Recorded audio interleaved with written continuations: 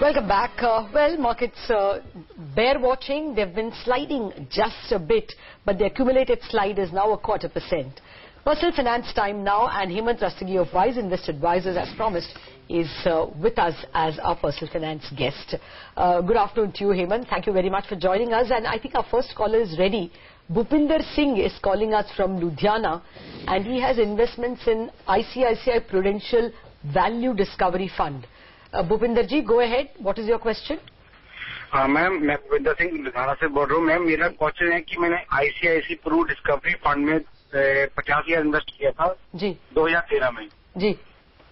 तो मेरी जो प्लानिंग थी कि मैंने बेटी के लिए इन्वेस्ट किया था कि इसकी शादी के लिए हमारी रिक्वायरमेंट रहेगी। हाँ जी। तो निबॉट अभी मुझे 15 साल इसकी जरूरत नहीं है, तो मैं क्या अभी मैम इसको स्विच कर दूं या इसको निकाल के किसी और फंड में लगा दूं या इसको रहने दूं अभी? Okay, that's a very valid question. Hemant, if you can answer in Hindi, please. Sure, I can. See, ICICI Value Discovery Fund जो है वो एक काफी अच्छा फंड है। अगर हम इसकी long term performance track record देखें तो इसका ट्रैक रिकॉर्ड काफी अच्छा है। इनफैक्ट ये जो फंड है, ये जो normal plane vanilla diversified fund है, इससे थोड़ा सा डिफरेंट है। ये उन कंपनीज में इन्वेस्ट करता है जो बहुत ही अच्छे से वेल मैनेज कंपनी हो, जो फंडामेंटली काफी स्ट्रांग हो और जो एक इंटरेस्टिंग वैल्यू है उससे एक डिस्काउंट पे अवेलेबल हो। यानी इसको हम कह सकते हैं, जैसा इसका नाम से पता चलता है कि एक वैल्यू डिस्कवरी फंड है, तो बाय नेचर थोड़ा सा एग्रेसिव फंड है। इसलिए इंपॉर्टेंट है कि आप इसमें लॉन्ग टर्म के लिए इन्वेस्ट करें। बट अगर आप लंबे समय इसमें रहेंगे तो डेफिनेटली इसकी जो परफॉर्मेंस है वो काफी अच्छी रहेगी। इनफैक्ट अगर हम, जैसा मैंने पहले कहा, इसका जो long term performance track record काफी अच्छा है। इससे ये बात सामने आती है कि जो फंड मैनेजर है उनके पास ये कैपेबिलिटी है कि वो ऐसी कंपनीज को समय समय पे आइडेंटिफाई करके अपने पोर्टफोलियो में ला सकें। हालांकि एग्रेसिव है, लेकिन जो पोर्टफोलियो है वो वेल डाइवर्सिफाइड है। काफी सेक्टर्स में इसके अंदर एक्सपोजर है। तो मेरा रिकमेंडेशन ये है आपको कि आप इस फंड में बने रहें। इनफैक्ट मैं ये कहूंगा कि अगर आपके पास रेगुलरली इन्वेस्ट करने का पैसा है तो इस फंड में डेफिनेटली आप और भी पैसा इन्वेस्ट कर सकते हैं। भूपिंदर जी, आप कुछ और पूछना चाहेंगे? हाँ जी मैम, मेरी एक और क्वेरी थी। मैम मैंने एचडीएफसी इक्विटी ग्रोथ फंड में पर 1,000 पे इन्वेस्ट कर रहा हूँ पर मंथ 1 साल से, और एक HDFC mid cap opportunity fund growth में इसमें 1,500 रुपये इन्वेस्ट कर रहा हूँ। ये भी मुझे 2013 से इन्वेस्ट कर रहा हूँ मैं दोनों। तो मैम मुझे किस फंड में और इन्वेस्ट करना चाहिए अगर मैं महीने का 3,000 रुपये और इन्वेस्ट करना चाहूँ? अच्छा, तो और किस पे इन्वेस्ट कर सकता हूँ? नहीं, मेरे ख्याल से ये आपके बाकी के एसेट्स के ऊपर डिपेंड करेगा। Can we get a quick answer, Hemant? Lata, I didn't get the second name. I got one name, HDFC Mid Cap Opportunity. What is the other fund? Bhupinder ji, mid cap opportunity growth fund और एक है equity fund growth HDFC का। देखिए, HDFC equity fund जो है वो well diversified fund है। जो मिड कैप फंड है वो एक, जैसा नाम से पता चलता है, वो एक मिड कैप फंड है। आईसीआईसीआई डिस्कवरी भी एक तरह से मिड कैप फंड है और एचडीएफसी भी मिड कैप फंड है। तो ये बात सही है कि कुछ समय में आपको इन फंड से अच्छी परफॉर्मेंस मिलेगी, लेकिन हमेशा ध्यान रखिए equity as an asset class aggressive है। अपने पोर्टफोलियो को बहुत ज्यादा एग्रेसिव मत बनाइए। मुझे लगता है कि आपको ज्यादा ध्यान जो है थोड़ा डाइवर्सिफाइड फंड पे देना चाहिए, ताकि जब भी वॉलेटिलिटी हो तो आपके पोर्टफोलियो पे कम असर पड़े। तो इस तरह से अगर आप बैलेंस करके चलेंगे तो मुझे लगता है आपकी इन्वेस्टमेंट के लिए सही रहेगा।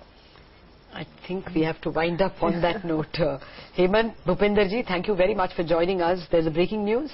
Yeah, in fact, we're understanding from sources, it's a CNBC TV18 exclusive, that the Goa cabinet is likely to take up the mining policy today. Anshu Sharma joins in on the line with more details. Anshu, what more can you fill us in on? That's right. The Goa government is likely to put up a cabinet note for mining policy nod from its cabinet. The new policy is likely to have modifications in the existing Goa policy for mining, which will classify 360 mining leases into 3 categories, and the most important category will be the category 1, which will get permission to extract iron ore, have all necessary documents, and these are those leases which do not even fall under forest or wildlife zones. And this category of lease 1 has a capacity of 20 million ton per annum, and these have 27 leases, which includes companies like Tessa Sterlite, Silgaonkar, Fomento Resources, amongst others.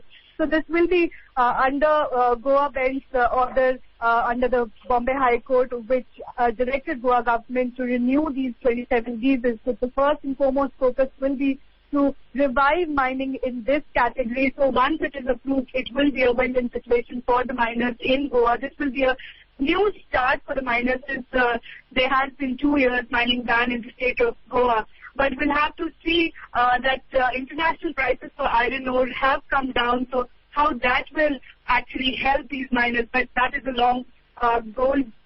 It will take some time to revive their mining, but a good start for the state of Goa. Back to you. Thanks a lot for that, Anshu. This actually cabinet was to do that yesterday, but they had to postpone it by 1 day. So this was widely expected, and I guess the outcome. September 2012, after the Shah committee, found irregularities, the suspension came into vogue. So it's now 2 years. It had better start. I think the Parrikar government has promised that by December mining will start, and the process, of course, should start today with the policy being approved. Take a break. We are back.